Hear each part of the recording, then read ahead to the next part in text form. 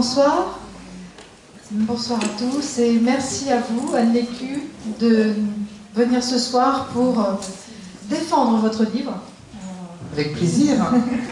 Défendre votre livre qui s'intitule « L'énéagramme n'est ni catho ni cachère », publié aux éditions du Cerf. Ma première question, c'est... Vous y allez un peu fort quand même avec votre titre. Ça, c'est de la faute de mon éditeur, en fait. C'est lui qui a choisi le titre. Non, mais en même temps, ça reflète bien le contenu de ce que j'ai voulu écrire. J'aurais dû rajouter ni halal, mais il n'y avait pas la place. Voilà. Ce que je veux dire plus sérieusement, évidemment, c'est un titre provocateur, mais c'est à la mesure aussi de... vous savez, enfin... Dans un rayon de développement personnel, peut-être vous en avez ici à la procure, oui, je on sais en a pas. un gros, oui. Je pense qu'il y a 40 cm d'énéagramme ou bien 20 cm d'énéagramme. Oui, on a une quinzaine de références. Voilà, pour faire contrepoids, il faut mettre un titre un peu, comment dire, présent.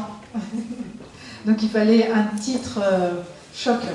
Voilà. Parce que le sous-titre, c'est l'énéagramme n'est ni catho ni cachère, non merci. Alors non merci, c'est pour la déco. Ah d'accord, c'est oui. pour la... Mais non merci quand même. Alors Anne Lécu, on va vous replacer pour ceux qui ne vous connaîtraient pas encore. Vous êtes sœur dominicaine, vous êtes médecin en prison, vous êtes aussi docteur en théologie, en philosophie. Pas en théologie. Pas en théologie, ah, d'accord, donc c'est des informations erronées. Vous êtes un auteur de spiritualité, vous avez beaucoup étudié, la lecture des écritures vous est totalement familière. Et donc, qu'est-ce qui vous a décidé, puisque là vous sortez de votre champ habituel en termes de littérature, qu'est-ce qui vous a décidé à écrire sur ce sujet? Alors, ce qui m'a décidé, c'est parce qu'on me l'a demandé, en fait. J'ai fait, dans le cadre de la formation professionnelle à la prison, un DU en 2008 sur l'emprise sectaire. Initialement, je l'ai fait parce que j'avais des jeunes femmes qui revenaient de Syrie et je trouvais que la question de l'emprise, elle était pertinente. Donc je me suis intéressée, voilà, je me suis inscrite à ce DU. Et puis au fur et à mesure du DU, il y avait un certain nombre de personnes qui venaient témoigner, ayant été victimes d'emprise dans des communautés de tous ordres, dans des groupes de tous ordres, mais notamment des groupes catholiques. Et du coup, en réfléchissant, j'étais vraiment allée à ce DU en dilettante, hein, tranquille, en me disant, bon, si je ne fais pas de mémoire, c'est pas grave. Et je me suis dit, en même temps, en étant une sœur dominicaine, peut-être que ça vaut le coup de réfléchir à l'emprise dans les communautés catholiques avec un angle d'attaque qui était l'angle médical. Donc j'ai fait mon petit mémoire sur les abus de pouvoir à caractère médical comme indice de dérive sectaire dans les communautés catholiques. Alors j'ai pris plein d'exemples ordinaires qu'on peut trouver sur les sites de personnes qui ont été victimes de communautés. Hein. Par exemple, ou d'ailleurs, enfin, qu'on peut aussi ne pas trouver, mais qu'on peut avoir entendu.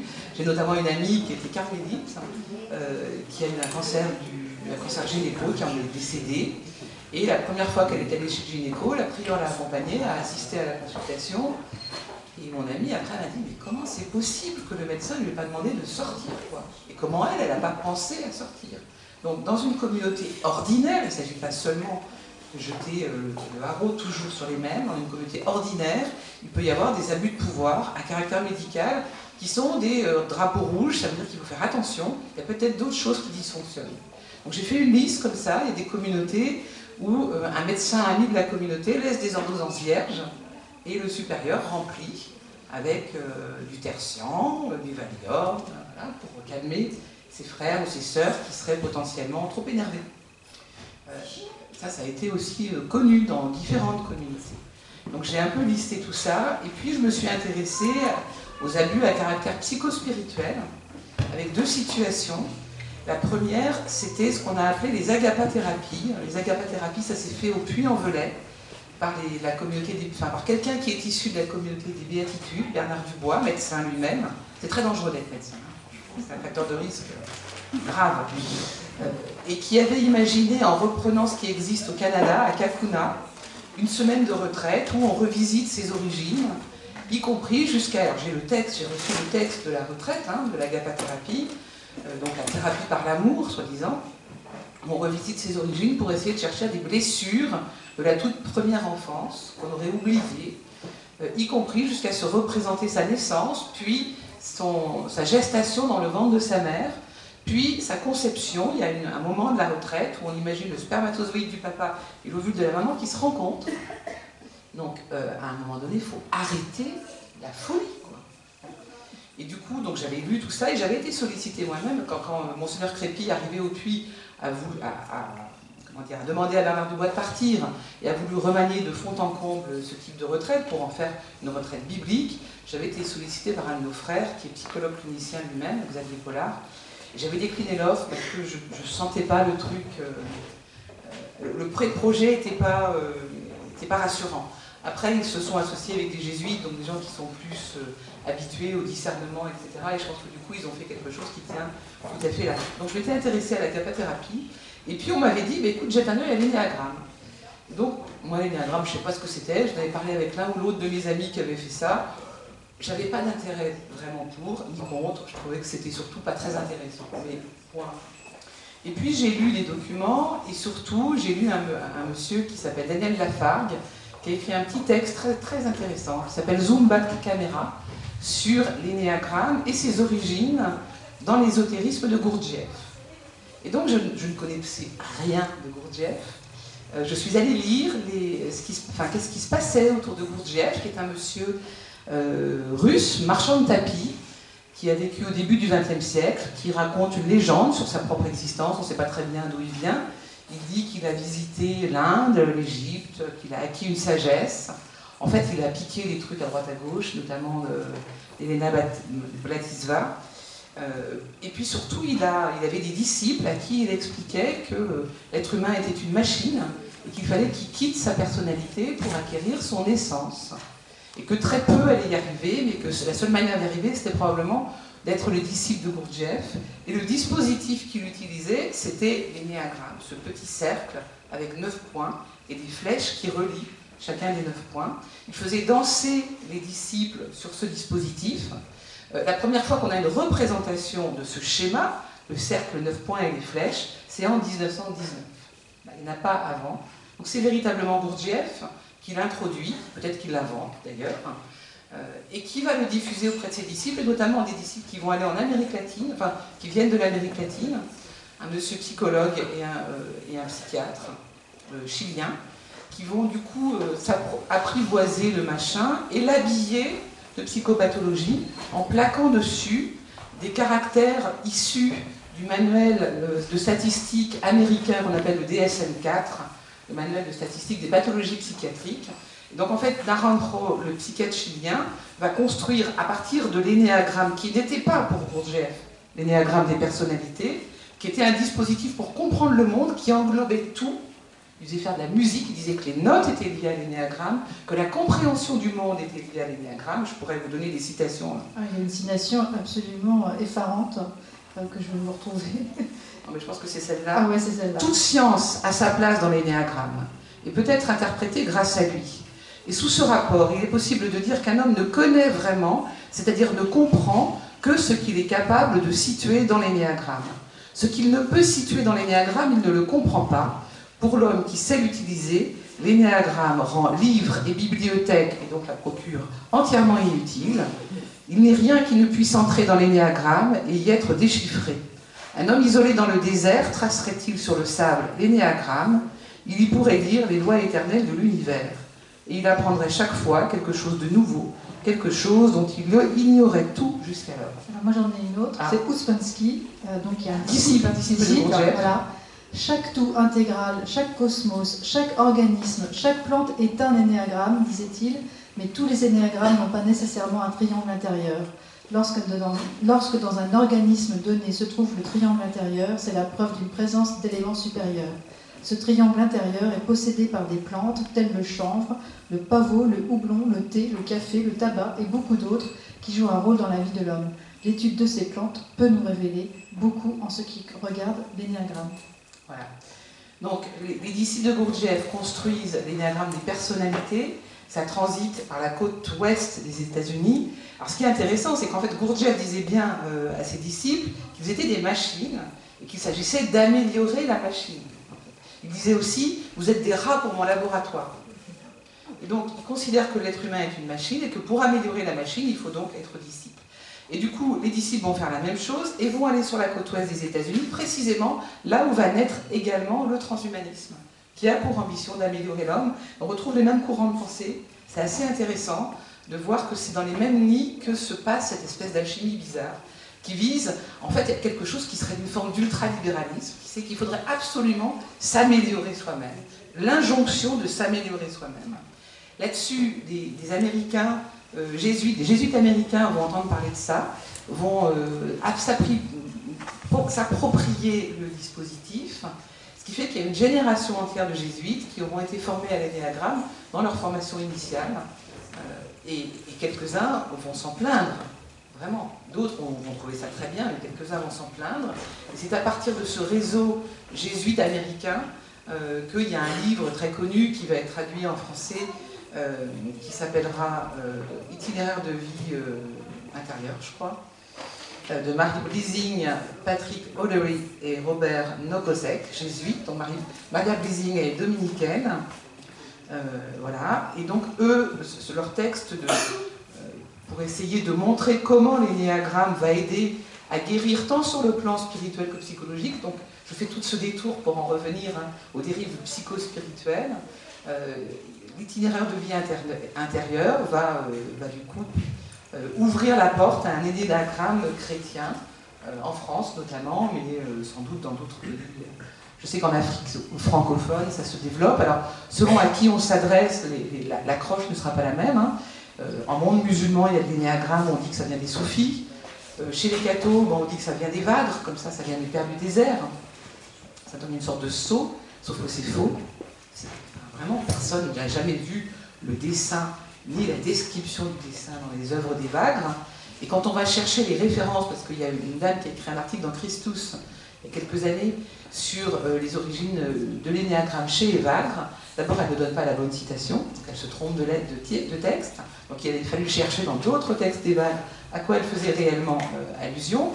Ensuite, elle cite une traduction américaine sans la citer, donc déjà en termes de rigueur c'est moyen, et le résultat c'est qu'elle montre bien, alors je pourrais vous retrouver ce passage, j'ai pas mis de post-it, donc je sais plus où c'est. Alors...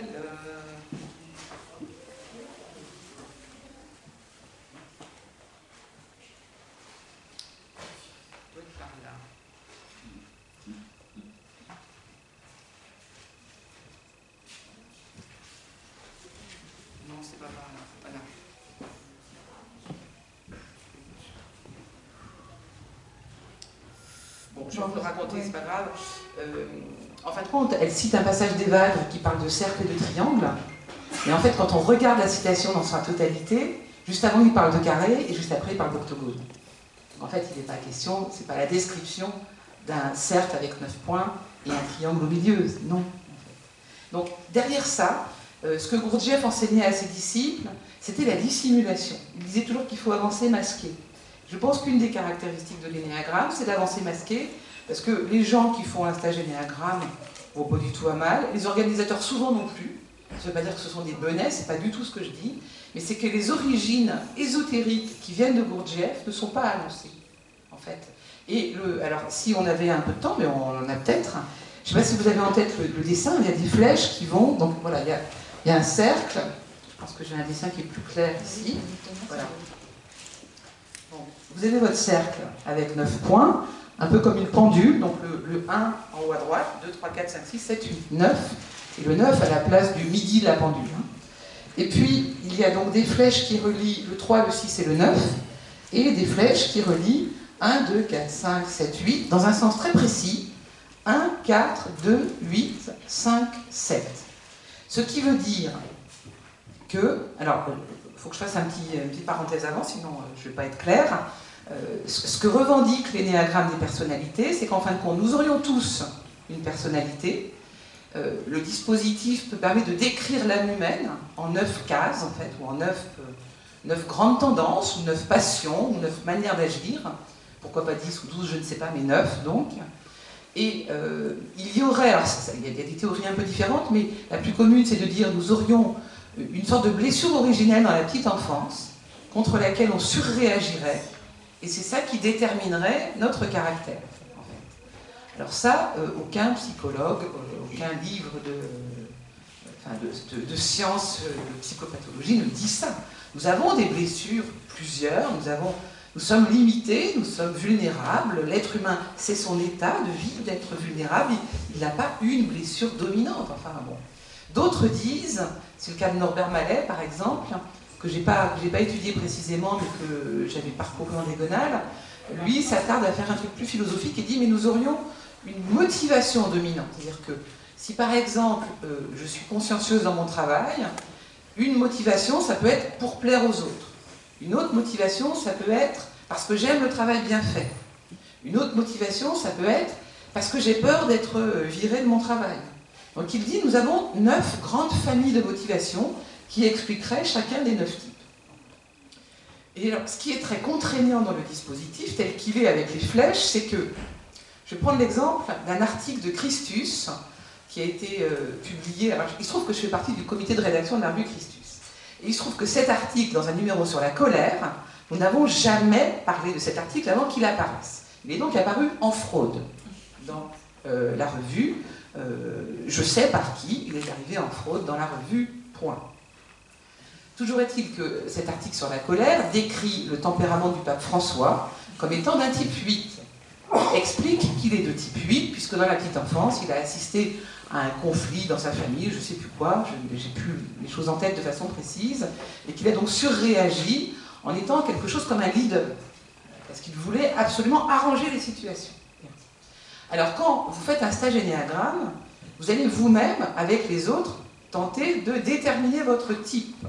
Par des questions, il y a tout un tas de questions, puis il y a des interactions, c'est-à-dire qu'on va mettre ensemble les gens qui sont plus ou moins du même type pour qu'ils essayent d'affiner leur autodiagnostic de type, accompagnés par l'animateur du groupe. Et une des manières de déterminer son type, c'est d'essayer de chercher quelle serait la blessure originelle. Est-ce que ce qui me fait agir, c'est la peur, par exemple? Eh bien, on va dire le type 6, il est mu par la peur, etc. Et donc la colère, si la personne a un type 8 et qu'elle l'a déterminé, pour aller mieux, c'est-à-dire pour s'améliorer dans la vie et pour faciliter ses relations, il faut qu'elle aille dans le sens opposé des flèches. C'est-à-dire que le 8 doit aller vers le 2 pour améliorer son comportement. Et si il ne va pas vers le 2, il régresse vers le 5. Alors ça quand même, on se dit, c'est un petit peu bizarre, parce que moi, si je suis type 6, peut-être que ça me ferait plaisir d'aller vers le 5. Pas du tout. Il y a une sorte de sens déterminé de l'amélioration, ce que Gurdjieff appelait l'élévation, en fait. Il s'agit de s'élever, d'intégrer le type supérieur. Le sous-bassement du sens des flèches, c'est de la numérologie occultiste. C'est parce que 1 divisé par 7 égale 0,142857. C'est pour ça que, alors 1, 4, 2, 8, c'est ça, non? Le 1, 4, 2, 8, 5, 7 indique le sens de désintégration. Si le 1 devient 4, c'est une catastrophe. Si le 4 devient 2, c'est une catastrophe. Si le 2 devient 8, c'est une catastrophe, ainsi de suite. Et pour aller mieux, pour intégrer le type supérieur, il faut donc aller à contresens des flèches. Et l'unique raison, c'est une série de chiffres. Parce que le chiffre 7 a des propriétés, entre guillemets, magiques pour le monde occultiste, qui est que quoi que vous divisiez par 7, 2 divisé par 7, ou 3 divisé par 7, ou 4 divisé par 7, il y aura toujours la même séquence, 0, enfin, ou 1 ou 2, virgule, 1, 4, 2, 8, 5, 7, 1, 4, 2, 8, 5, 7. Vous essayez sur vos calculatrices, vous verrez, ça marche. Donc en fin de compte, c'est quelque chose qui se veut je ne veux pas prononcer le mot outil, parce que un outil c'est neutre. L'énéagramme n'est pas neutre, il est neutralisant, il empêche de réfléchir.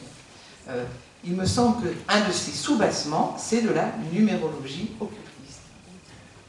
Alors, si, une fois qu'on sait ça, on veut quand même faire des néagrammes, moi ça ne me pose aucun problème. Mais qu'on n'aille juste pas dire que c'est catholique. Ni cachère, ni halal, c'est tout. Alors, justement, l'interrogation qui court tout au long de votre livre, c'est comment dans l'Église, dans les milieux, dans l'Église catholique, ces formations sont proposées et sont maintenant très très répandues.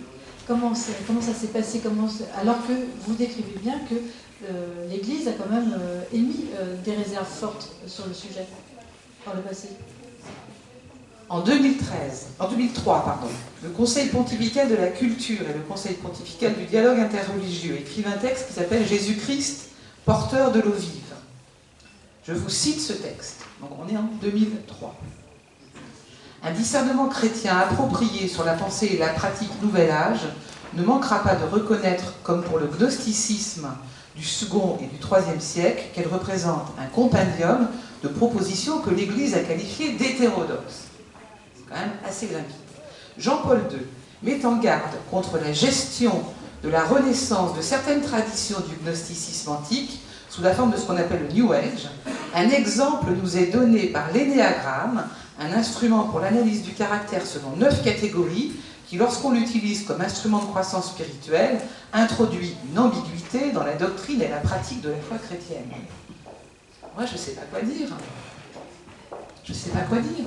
Alors, Pascalide, avec qui j'ai débattu, qui a écrit des textes sur l'énéagramme, qui est un promoteur ardent des néagrammes, puisqu'il continue de donner des cours aux Bernardins à ce sujet, dit « Oui, mais non, c'est uniquement quand on l'utilise comme instrument de croissance spirituelle. Moi, je ne fais pas ça. » Alors, moi, je vais lire Pascalide.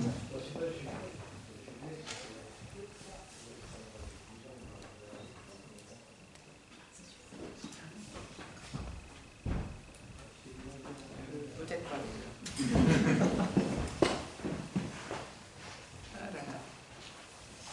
Alors, déjà, le sous-titre du texte de Pascalide, moi je veux bien que ce ne soit pas psychospirituel, mais c'est... je vais y arriver là.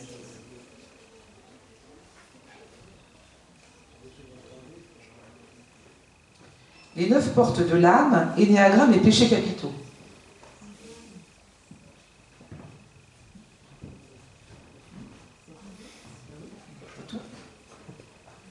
Bon, alors pourquoi y a-t-il pourquoi cette méthode est aussi répandue dans l'Église aujourd'hui? Alors, je ne sais Milieu pas. chrétien. Je ne sais pas. Je pense que, encore une fois, les promoteurs de l'énéagramme parlent assez peu de Gurdjieff et des origines ésotériques de l'énéagramme. Pour autant, quelqu'un qui en a été la promotrice séculière aux États-Unis dans le développement personnel, Hélène Palmer, elle est extrêmement claire, elle dit bien que ça vient de Gurdjieff et de nulle part ailleurs, et elle ne raconte pas de légende dessus. Donc, ce n'est pas une invention de moi qui dirait non, non, non, j'ai découvert que ça venait de Gurdjieff, pas du tout. Les promoteurs en développement personnel de l'énéagramme laïque, si je puis dire, disent pas du tout, c'est un instrument d'amélioration de soi, et nous sommes disciples de Gurdjieff. Donc ça, au moins, ça mérite d'être clair. Je pense que c'est séduisant parce que c'est facile. En fait, c'est quelque chose qui est simple à comprendre. On vous dit qu'on peut répartir les caractères en 9 types différents. Alors après, il y a des nuances. On va vous dire qu'il y a des sous-types. Et puis que quand vous êtes quand vous êtes 6 et que vous êtes à côté du 5, à côté du 7, vous prenez un peu les trucs des autres. Donc il y a ce qu'on appelle en psychologie quelque chose qu'on connaît bien, qui s'appelle l'effet Barnum, qui est qu'en fin de compte, tout se retrouve dans tout, et inversement. C'est ce qu'on dit quand on lit un horoscope, on peut se retrouver aussi bien dans une case que dans une autre. Et l'effet Barnum fonctionne très bien avec un autre truc en psychologie qu'on appelle l'effet de gel. C'est-à-dire que s'il y a une personne qui a autorité, qui valide le fait que vous avez découvert que vous étiez de type 8, mettons, eh bien tout ce qui va aller dans votre sens et qui va vous conforter dans l'idée que vous êtes un type 8, vous allez le prendre à votre compte. Et tout ce qui pourrait vous en détourner, en fait, vous n'allez pas faire tellement attention. Donc vous allez être dans une sorte de gel, en ce sens que, un peu comme aujourd'hui dans les réseaux sociaux, on ne lit que les comptes qui nous sont familiers, qui finalement nous confortent dans nos propres opinions, avec un peu de difficulté pour écouter des voix qui diraient quelque chose de différent. Donc ça, je pense que ça joue aussi. Et puis, il y a des personnes dans l'Église ayant autorité qui ont validé le truc. Il y a eu un grand rassemblement en 2013 de l'énéagramme chrétien à Saint-Étienne, avec Monseigneur Lebrun qui était présent, Pascalide. Et donc, nécessairement, les chrétiens confiants voient qu'il y a un évêque est là et qu'un prêtre qui écrit beaucoup de choses plutôt futées est là. Ils ne peuvent pas se dire ce truc-là est bizarre. Est-ce qu'il n'y a pas une forme de crédulité quand même? Je crois que si vous êtes dans un groupe, on vous dit dans votre entreprise ou dans une paroisse, je ne sais pas quoi, écoute, il y a un week-end proposé qui permet de mieux se connaître, tu verras, c'est assez sympa, Ça permet de mieux comprendre qu'on est différent. Parce que souvent, les échos positifs des gens, c'est « j'ai mieux compris mon fonctionnement et donc j'accepte mieux d'être différent de mon conjoint, par exemple. » Donc, si vous savez, ben, vous y allez. Enfin, je pense que c'est proposé par des gens en qui vous avez confiance, vous y allez. Le fait de parler avec des gens bienveillants, parce que je pense que la plupart des animateurs sont plutôt très bienveillants, sans aucune malice. Je pense que parler pendant 2 jours de soi et de ses relations avec des gens bienveillants, ça fait du bien. C'est renarcissisant, ça fait du bien de parler de soi. Et donc, à la suite d'un week-end bienveillant, on peut se dire, bah, ça m'a fait du bien, ça m'a fait une pause. J'ai jamais le temps de réfléchir à comment je suis avec les autres, et voilà, ça m'a fait du bien. Donc ça, je pense que ça peut être une accroche.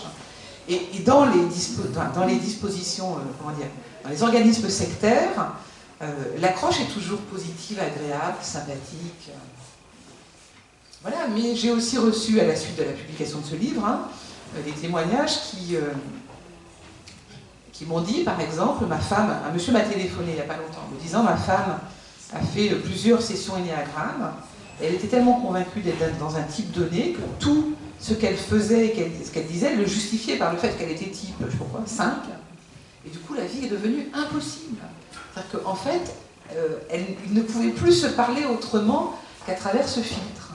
Et des personnes m'ont écrit ça, et notamment des personnes dans des communautés. Il y a une communauté, je ne sais pas si je peux la nommer, ou si je peux la nommer, les Béatitudes, où à la suite d'Ephraïm, le pseudo de Gérard Croissant, qui a été réduit, enfin, comment dire, éjecté de l'état diaconal, clérical, suite à des abus de pouvoir et des abus sexuels, il avait obligé tous les membres des Béatitudes à faire des néagrammes, aussi bien les prêtres en 2005, tous les séminaristes des Béatitudes faisaient des néagrammes, tous les membres de communauté faisaient des néagrammes. J'ai reçu un témoignage assez bouleversant, une personne qui m'expliquait comment les néagrammes avaient été le ver dans le fruit dans la communauté dans laquelle elle était, parce que tout se réduisait à ça, on ne parlait plus que comme ça. Si tu agis comme ça, c'est parce que tu es type 8, et moi comme je suis type 7, j'agis comme ça, et c'est normal, et du coup on ne peut plus se parler, en fait. Une question qui vient de me s'échapper. Oui, j'ai lu dans La Croix une interview qui a été menée entre vous et une femme dont j'ai oublié le nom, Odile Corrado, c'est ça. Et qui vous rétorquait que l'énéagramme de Gurdjieff, tout ce qui a été formaté, etc., finalement, dans certains milieux, en fait, a évolué et ça n'est plus tout à fait la même chose.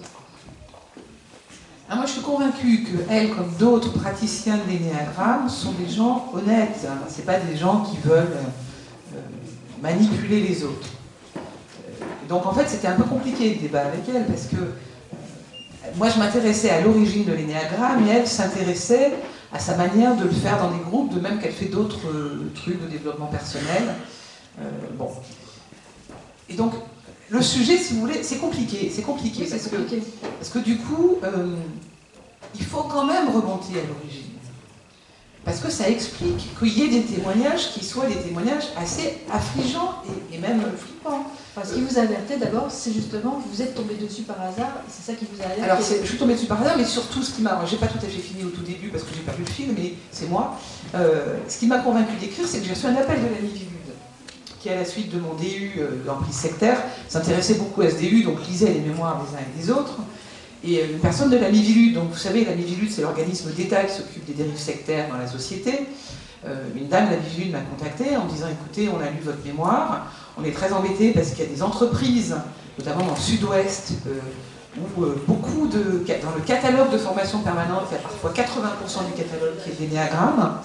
Et donc on est perplexe devant ça. On a reçu des témoignages aussi de personnes dont la vie a été très, très fracassée à cause de l'énéagramme, parce qu'elles n'arrivaient plus à s'extirper de cette espèce de lunette qui permet de voir le monde en 9 cases. Et elle m'a dit, ce serait intéressant que vous rencontriez ces entrepreneurs. Donc j'ai rencontré une jeune femme entrepreneur qui avait fait toute une année de formation sur l'énéagramme et qui quand même bloquait sur cette histoire de blessure originelle en disant, mais qu'est-ce que c'est que ce truc? Et qui a commencé à chercher et qui a contacté l'ami Vilude, parce qu'elle s'est rendue compte que dans ses collègues, eux-mêmes chefs d'entreprise, beaucoup étaient convaincus des bienfaits du truc, et ça l'a inquiétée de voir cette espèce d'unanimité sur quelque chose qu'elle trouvait, elle, absolument non rationnel. Et l'ami Vilude m'a dit, mais vraiment, ça vaudrait le coup que vous repreniez votre mémoire de DU en l'étoffant pour le publier. Alors moi, sur le coup, j'étais quand même pas enthousiasmée parce que c'est pas mon genre de littérature habituelle, comme vous le disiez. Hein. Mais à un moment, je l'ai fait relire beaucoup par des théologiens, alors, de différentes sensibilités. Olivier de Saint-Martin, pour ne pas le nommer, qui est prieur provincial de la dominicaine de Toulouse, qui est théologien moraliste de formation, qui est quelqu'un de très droit, plutôt classique. Et puis, quelqu'un de très différent, qui est Dominique Salin, jésuite, qui est spécialiste de spiritualité chrétienne, qui est un grand nom de la spiritualité chrétienne. Et tous deux m'ont dit, mais il faut absolument que tu publies. Parce que c'est important d'éclairer. Alors, les personnes vraiment convaincues, c'est pas du tout sûr que tu arrives à les convaincre, mais des personnes qui ne savent pas trop, ça vaut vraiment le coup de les éclairer. Parce que c'est enfermant, et que, moi j'ai reçu, par exemple, j'ai discuté avec une amie qui est psychologue, clinicienne, religieuse, et qui me dit, les religieux qui ont fait des néagrammes, c'est impossible de les faire avancer d'un cheveu en psychothérapie.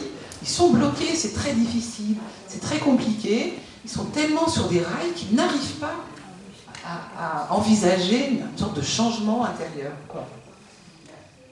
Ça vaut peut-être le coup de le dire, ça. Alors, on va passer la parole au public, si vous avez des questions. Sinon, moi j'en ai d'autres, mais est-ce que quelqu'un aimerait s'exprimer, poser une question? Madame?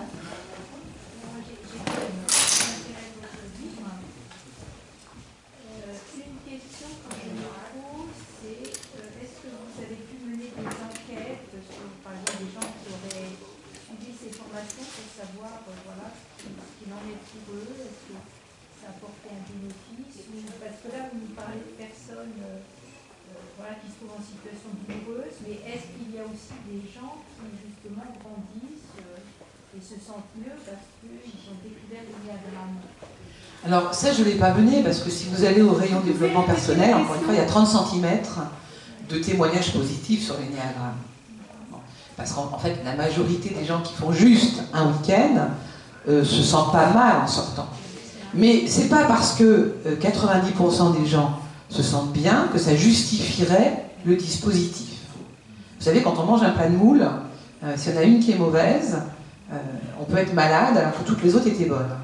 Et donc, le fait que l'Église ait quand même, par sa voix la plus autorisée, dit qu'il fallait se méfier des néagrammes, qu'il y ait des évêques, alors je ne vais pas citer tout ça, vous pourrez le lire, mais des évêques de la conférence épiscopale américaine a mis en garde les chrétiens, les catholiques, les États-Unis contre les néagrammes en disant ce sont des pratiques hétérodoxes par rapport à la foi chrétienne.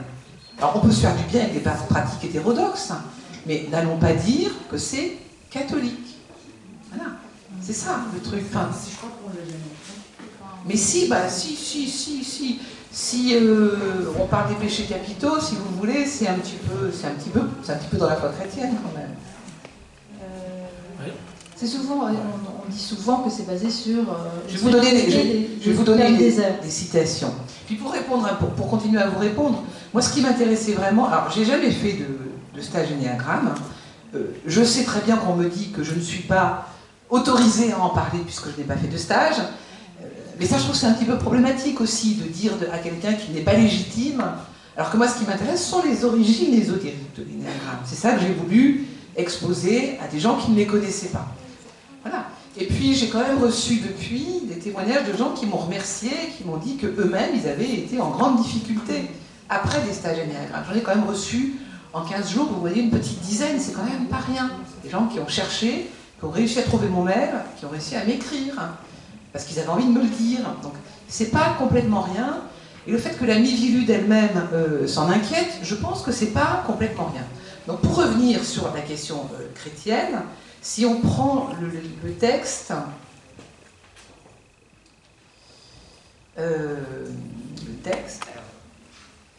Pourtant, j'ai révisé mes post-it. Un itinéraire de vie intérieure.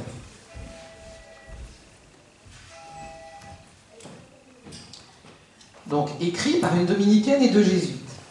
Cet ouvrage a pour but de proposer à ceux qui le souhaitent un véritable miroir de l'esprit, leur permettant de découvrir leurs distorsions personnelles liées à une fausse relation à soi. Identifier et admettre sa compulsion dominante, c'est s'ouvrir plus pleinement à la vie en acceptant de faire front à ce péché caché et de se tourner vers Dieu pour guérir. Si ce n'est pas psychospirituel, c'est quoi cette proposition? C'est psychospirituel. Alors, encore une fois, moi je ne dis pas aux gens ce qu'il faut qu'ils fassent, mais si vous le faites en connaissance de cause, vous êtes adulte, responsable, très bien. Mais encore faut-il savoir ce qu'on fait. Et je pense que beaucoup de gens qui font des stages énéagrammes ne savent pas qu'il y a cette idéologie derrière, en fait, qui viserait à guérir des péchés cachés. Ça veut dire quoi, ça? Autre truc que je trouve très problématique, Pascaline dit très volontiers, comme les promoteurs de l'énéagramme, on ne détermine jamais le type d'autrui. On ne détermine que son propre type. Bon. Sauf qu'il écrit lui-même, à la page 246 de son texte, après avoir découvert son type, il est bon d'explorer les autres types, pour les comprendre de mieux en mieux. Le plus simple est de repérer les types de son entourage, familial, amical, professionnel. Au bout d'un certain temps, il est bien rare que l'on ne soit pas en présence de plusieurs exemples, je n'ose dire d'échantillons représentatifs de chaque type.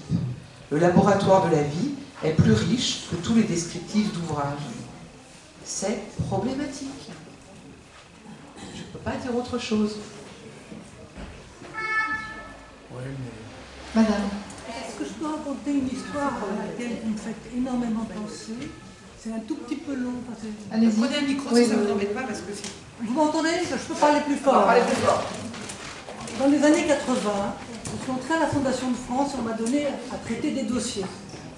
Et le président de l'époque m'a soumis un dossier qui était le dossier d'IVI, Invitation à la vie. Et à la Fondation de France, il y avait un extraordinaire analphabétisme religieux. Cette personne n'avait aucune idée de quoi que ce soit dans ce domaine. Il suffisait de regarder ce petit journal d'IVI pour comprendre que c'était une imposture. Alors, moi j'ai fait ma petite enquête, j'ai fait lire les dirigeants d'IVI, j'ai appelé l'ami, ça s'appelait pas l'ami Vilu en 80, ça s'appelait je ne sais plus comment. Il y avait eu 700 plaintes. IVI, c'est Invitation à la vie. C'était une espèce de mystique voilée qui imposait les mains surtout dans les quartiers riches et qui guérissait, soi-disant, c'était une guérisseuse. Et j'ai vu apparaître dans mon bureau des inspecteurs des finances avec les jours d'honneur sur canapé. Et je leur ai dit, mais je ne comprends pas, vous dites dans votre journal que vous êtes très liés à l'Église, c'est ça? Il rassurait en disant, nous sommes très liés à l'Église, en s'appuyant sur l'analphabétisme général. Et je leur dis, mais vous... Ils me disent, oui, nous rencontrons le pape, mais en privé. Alors, voilà, j'ai fait mon petit dossier. Le président n'était pas content parce qu'il était probablement soit une vie, soit lié à ces gens. Et donc, on n'a pas agréé ce dossier. Mais ça me fait beaucoup, beaucoup penser à ce que vous dites. Pardonnez-moi cette histoire. Non, mais je pense qu'Ivy, c'était encore plus grave. Hein. Je pense que l'énéagramme, un week-end, on n'en est pas là. Il faut aussi replacer les choses à leur juste échelle. Hein. C'est le rapport à l'Église. Mais cela dit, oui, bien, sur le rapport à l'Église, vous avez entièrement raison. Madame. C'est Gurdjieff l'origine en fait. Mais il a pris donc la science et sens, il l'a inventé, il a piqué ça dans les textes ésotériques de ses petits camarades, d'Elena Blatisva, Blavatsky, oui, je ne sais jamais son nom, j'arrive pas à dire son nom, et puis d'autres ésotériques. Enfin, si vous voulez, moi ce que je pense, et je ne suis pas la seule à le penser, Gurdjieff, toute sa vie, c'était un marchand de tapis russes. Et donc, il a vendu... C'était réellement un marchand de tapis russe, pour de vrai. Pas seulement de tapis. Mais après, il a vendu tout le reste. Il s'est installé le long du Transcaucasien et il vendait des soutiens-gorge et des culottes aux dames qui n'en avaient jamais vu. C'est un homme d'affaires extraordinaire. Et oui. Et puis en plus, il en a passé quelques-unes sur son canapé. Il y avait un petit bureau derrière. Il faut lire. Alors écoutez, je l'ai là, mais c'est beaucoup trop loin à lire. Il faut lire les pages des mémoires de Jean-François Revel, parce que Jean-François Revel, à un moment donné, a fréquenté Gurdjieff. Il a 3 pages que j'ai sorties là, qui sont totalement dingues. Hein. ils étaient invités chez Madame de Salzmann, tous les étudiants étaient assis en tailleur, et puis Gurdjieff arrivait comme un monarque avec ses disciples. Il faut regarder sa photo aussi, cette espèce de moustache à la Dali. La substance proprement dite de l'enseignement de Gurdjieff rassemblait en un pot-pourri trivial des traits empruntés au vieux fond universel des doctrines de conquête de la sagesse et de l'illumination spirituelle. Ses principales sources se situaient en Orient, parce que l'Orient plaît à l'Occident, etc. Enfin, donc, comme le montre par ailleurs, avant et juste après la guerre, le succès des œuvres de René Guénon, qui ne séduisirent pas seulement de vieilles rombières crédules, puisque le persifleur Jean Paulhan et même un intransigeant rationaliste comme Étienne Blé m'en parlèrent plus tard avec un intérêt évident. Voilà. Gurdjieff, pour sa part, amadouait avec cynisme des Occidentaux tenus par lui pour des dégénérés qui avaient répudié la tradition, à part d'heureuses exceptions comme les Rose-Croix. Il les invitait à renouer avec cette tradition où brillaient les prestiges lointains du Tao Te Ching, du yoga, du bouddhisme tibétain, surtout du bouddhisme zen japonais, dans lesquels les rapports énigmatiques et brutaux du maître et des disciples avaient tout pour lui convenir.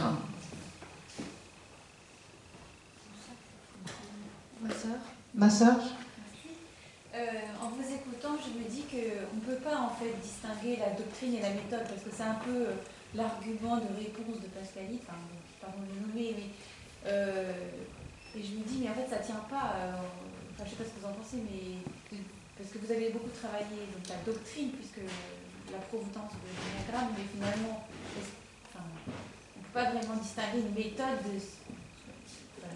Non, mais je pense que vous avez entièrement raison. C'est-à-dire que c'est trop facile de dire bon, aujourd'hui, Gurdjieff, on s'en fiche un peu, on a revisité tout ce qu'il a écrit, les diagrammes de personnalité, ça vient pas de lui, ça vient de ses disciples, donc à la limite, c'est pas très important. Et c'est un outil très pertinent pour améliorer pour sa conduite. Je trouve que c'est aller vite en besogne et c'est pas très sérieux, effectivement. Et je pense que, enfin moi, c'est tout à fait l'objectif dans lequel j'ai écrit ce texte. Hein. Encore une fois, c'était pas ma pente naturelle de l'écrire. Je l'ai vraiment écrit parce que David Millud m'a invité à le faire et que je me suis dit, y compris au risque de me fâcher avec des proches, j'ai des amis qui sont très pro-énéagramme, et ce qui m'avait alerté, c'est qu'à chaque fois que j'ai voulu en parler avec eux, c'était vraiment impossible de parler. C'était pas possible d'en discuter. Voilà. C'était nécessairement bien et point final. Et ça, je m'étais dit, mais c'est quand même bizarre, quoi. Et donc, je sais que j'ai des personnes qui sont blessées de ce que j'ai écrit ce texte, mais à un moment donné, si en conscience, j'utilise ma petite notoriété pour que ce texte soit entendu, eh bien, tant mieux. Voilà. Enfin, Monsieur ouais. Moi, je trouve quand même que vous êtes très contre le diagramme. Ah bah, Et, mais il n'y a pas le pour, il y a aussi du pour si ça marche. Et puis, c'est pas nécessairement. Enfin, je pense pas que on rentre dans une secte. On fait parce que moi, en fait, je suis suivi par une coach qui fait un de ses outils, elle utilise l'énéagramme. J'ai pas eu l'impression d'être dans une case. Elle m'a pas dit, je vais dans la case 8 et après vous allez vers la case 5. Elle m'a jamais dit. Tant mieux, oui, tant mieux, je vous dise.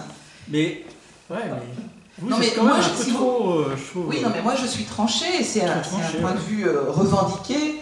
Encore une fois, je veux bien qu'on me reproche ça. Non, mais attendez, je vous réponds. Oui. Je veux bien qu'on me reproche ça, mais encore une fois, c'est une goutte d'eau dans l'océan favorable à l'énéagramme. Donc, c'est peut-être pas mal que dans un océan favorable à l'énéagramme, une ou deux personnes disent « Attention, c'est peut-être plus compliqué que ce que vous imaginez. Peut-être qu'il faut aller voir de plus près de ce dont on parle. » Peut-être. Là, j'ai des témoignages, je peux vous en lire un ou deux, vous allez voir. Hein. Ouais. Il y a d'autres outils aussi qui existent, comme la PNL. Moi, j'ai pas bossé dessus, donc je m'interdis d'en parler parce que je ne connais pas. Je parle que de ce que je connais. Ça peut être aussi un outil de manipulation. Tout je ne sais comment pas. on l'utilise. Voilà, c'est une question que je me pose. Oui, moi je ne sais pas. Je suis venu parce que ça m'a interpellé. Encore une fois, je n'ai pas travaillé dessus, donc je ne me prononcerai pas. Alors, pour le coup, ça c'est mon éthique personnelle. Je parle d'un sujet, je le creuse et je peux vous en parler. Mais les choses que je n'ai pas travaillées, je n'en parlerai pas. Là, voilà. Parce qu'on n'est pas au café du commerce et donc c'est pas le but. Quelqu'un m'écrit. C'est un truc très violent. Les 9 profils peuvent, selon les règles, s'intégrer ou se désintégrer. Pendant 7 heures, sous hypnose, l'animateur du groupe nous a fait vivre la destruction de chaque profil. Émotionnellement, j'étais morte à la fin de la journée. Tu plonges dans des terreurs, des destructions, des descentes aux enfers qui ne sont pas dans tes façons de fonctionner. Le but étant bien sûr de mieux comprendre le fonctionnement des autres. T'es vraiment pas bien à la fin de la journée. J'ai failli mettre mon couple de l'époque en péril, tellement déstabilisé par le stage.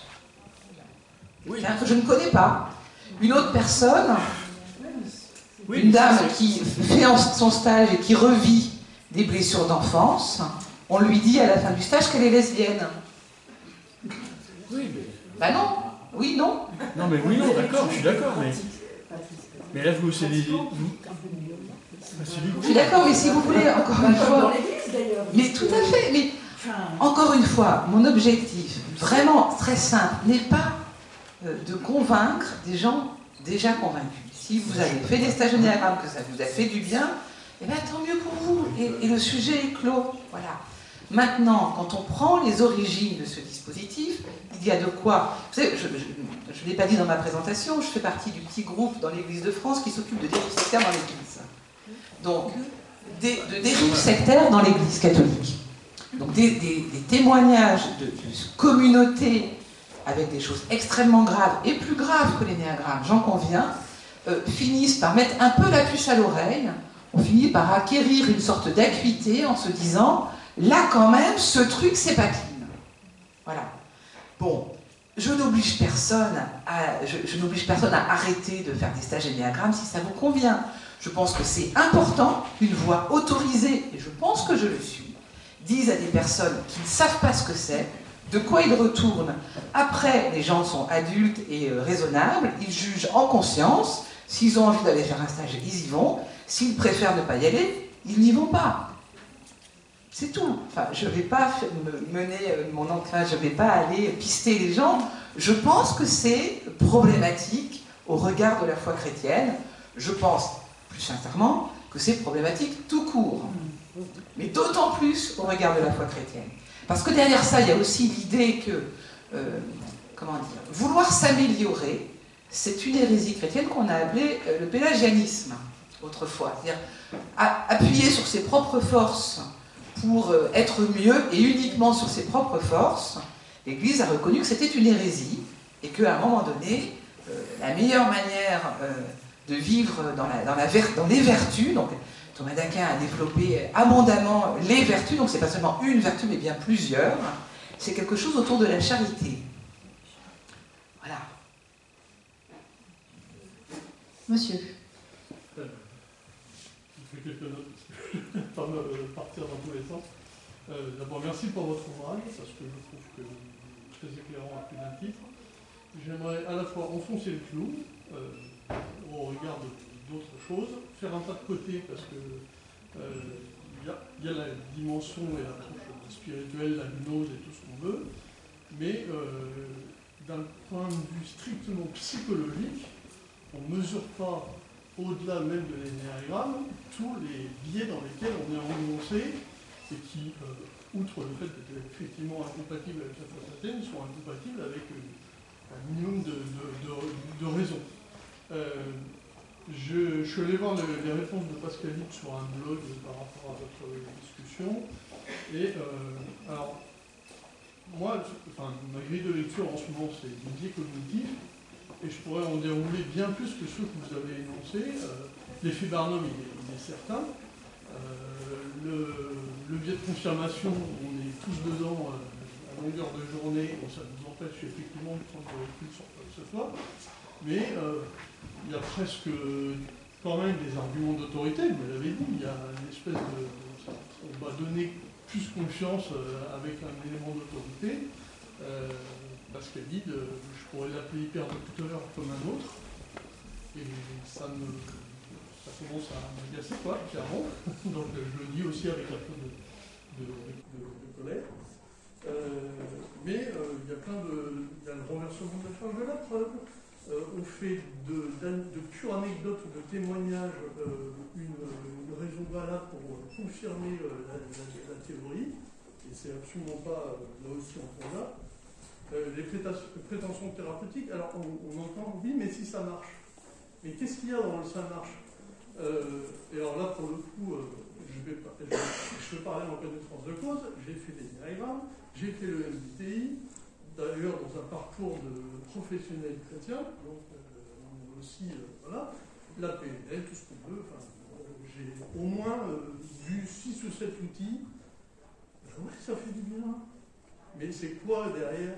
Il y a un phénomène contextuel. On se sent écouté, on se sent valorisé, on est re-narcissisé à fond. Mais avec quoi? Avec un certain nombre de biais qui nous empêchent absolument de voir les choses. Et du coup, bah, clairement, c'est un enfermement. Moi, je parle du MBTI parce que c'est celui sur lequel je suis allé le plus loin. D'une certaine manière, je peux témoigner que ça a effectivement coûté mon mariage. Je peux parler des grilles de lecture qu'on a, y compris en entreprise, qui sont très valorisantes comme ça en apparence, mais qui sont le chemin non pas à la manipulation, mais en tout cas effectivement à poser une grille de lecture sur autrui au-delà du raisonnable. Et voilà, en tout cas, moi je peux vraiment remercier Anne pour ça, parce qu'il y a pas mal de choses qui sont en jeu. Et puis bon, quand je vois certains stands ici, voilà, on a le féminin sacré, on a la PNL, on a la reprogrammation, je ne sais pas quoi. Et tout ça, ça repose sur des biais cognitifs absolument étonnants. Et pour faire la boucle avec ce que disait Anne, parce qu'il y a l'argument, oui, mais si on toilette et on met de côté ce qu'il y a d'ésotérique, on va retrouver quelque chose qui serait compatible ou pas, que ce soit avec la foi ou avec soi. Non, il y a plein d'effets contextuels. Moi, ça m'a fait du bien, mais encore une fois, ce n'était pas pour les raisons de l'outil lui-même, c'était pour tout le contexte. Merci. Il y a un truc que je pense en vous écoutant, merci beaucoup, c'est qu'en fait, dans tous ces dispositifs, plus largement au-delà des néagrammes, comment dire, je pense qu'on cherche aujourd'hui beaucoup à expliquer, et notamment à expliquer nos propres... Nous sommes opaques à nous-mêmes, tous. Et donc on aimerait mieux comprendre comment on, entre guillemets, fonctionne. Et ça, c'est un leurre. Parce qu'en fait, je pense que l'être humain, il est profondément dans l'inconnaissance de lui-même. Et ça pourrait être une vraie question anthropologique et théologique. De même qu'on est dans l'inconnaissance de Dieu. En fait, Dieu se révèle à nous et en même temps qu'il se révèle, il est inconnaissable. Et je pense que l'homme, les grands spirituels le disent en fait, c'est quand on aime qu'on connaît l'autre, mais on ne le connaît jamais parce qu'on expliquerait son fonctionnement. Et plus j'explique le fonctionnement, et les gnostiques dans les premiers siècles, qu'est-ce qu'ils font? Ils expliquent Dieu, ils expliquent le problème du mal. Mais précisément, ils sont dans quelque chose qui est une connaissance, une gnose en grec, une connaissance qui n'est pas dans la relation. Alors que, je pense, en anthropologie chrétienne, mais tout court, nous ne connaissons de l'autre que ce que nous aimons en lui. On ne connaît pas l'autre. Et des gens qui vivent ensemble pendant 50 ans, je me rappelle très bien d'une très bonne amie à moi qui maintenant est décédée, elle fêtait ses 50 ans de mariage, une femme très forte personnalité, une belle personnalité, Marielle Boutonnat. Je ne sais pas si tu l'avais rencontrée, Lionel. Marielle montrant son mari et disant, lui là-bas, ce type, je ne le connais pas. Je ne le connais pas. Et je trouvais que c'était juste, en fait. Et précisément, toutes ces techniques ou tous ces dispositifs qui voudraient nous faire croire que nous allons mieux nous connaître parce que nous allons nommer l'unique blessure qui explique notre comportement ou nommer notre passion première. Alors, je ne connais pas le truc avec les couleurs rouge, jaune, bleu, vert, mais je pense qu'il y a un truc un peu pareil, voilà. Moi, je suis rouge, ben, moi, je suis jaune, et ben, donc on va bien s'entendre. Mais c'est hyper réducteur. Peut-être que demain, je serai jaune. Enfin, à quel moment on accepte de se laisser réduire alors que l'être humain est d'une telle richesse? Il a en lui des potentialités qui ne sont pas encore venues à maturité, qui peuvent se développer. Et c'est toute l'intelligence des vertus, encore une fois, de Thomas d'Aquin, de bien montrer qu'il ne s'agit pas de travailler une seule vertu, mais c'est quand on est plus courageux qu'on devient plus fort, et c'est quand on est plus patient qu'on devient plus humble, et c'est quand on est plus fort qu'on devient plus humble, et ainsi de suite. Et ça, je trouve que cette espèce de polyphonie des vertus, elle mérite vraiment d'être réapprofondie aujourd'hui, retravaillée, parce que ça, c'est vraiment du solide. Merci beaucoup. Je crois que c'est la conclusion de cette entretien. Merci beaucoup. Merci Mathilde.